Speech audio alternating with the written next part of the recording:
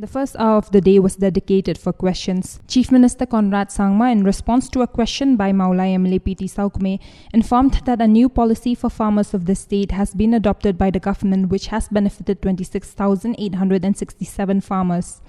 On a question placed by Meghalaya Nujorki Sunga, Minister in charge Urban Affairs Department Nyob Halangdhar informed that the department will be setting up a scientific waste processing plant once a landfill site is acquired to cater to Jowai Town.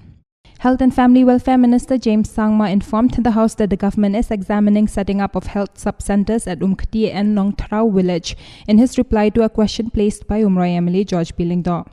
Minister in charge Home Police Department Lakshman Rumbui informed that the department is awaiting sanction to upgrade the Maunup Fire and Emergency Services temporary camp to a permanent station in his reply to a query from Mauplang MLA Eugene Sonlingdo. Replying to a question placed by East Shillong MLA Dr. Amprin Lingdo, Chief Minister Conrad Sangma stated that details of the MOU signed between Meghalaya and Assam on the border agreement in 6 areas of differences will be made public at an appropriate time, stating that he wants to avoid misleading the House and the public before the final agreement is settled. On a question raised by Mausun Ram MLA HM Shangpliang regarding upgradation of Sausumper Sub-Center to PHC, Health Minister James Sangma stated that sanction for the project is awaited.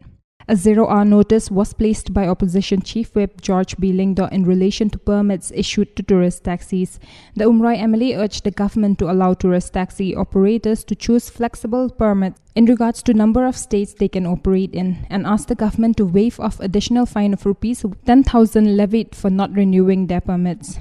Transport Minister Dasakyat Bhalamari informed that after discussions, the department has approved the file to allow issuance of 3 states' permit and that the department is working on finding the best solution regarding the imposition of fines. Following this, Meghalaya MLA PT Saukumi called the attention of Home Police Department Minister Lakshman Rumbui regarding drug menace in the state. The minister informed that anti-narcotics task force has been constituted in 11 districts of the state. He informed that the police department is organizing awareness programs in schools, colleges and public spaces and spreading awareness through its social media platforms.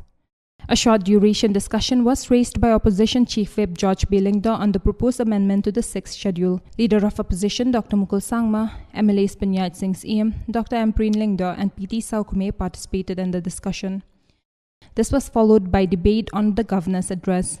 MLAs Rupert Momin, Lazarus Sangma, Gavin Milliam, Dr. Amprin Lingdo and Leader of Opposition Dr. Mukul Sangma participated in the debate.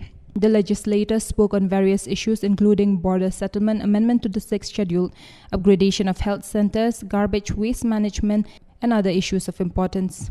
Chief Minister Conrad Sangma responded to the debate, and the mover of the amendment to the motion of thanks to the Governor's address, MLA HM Shangpliang, withdrew the amendment.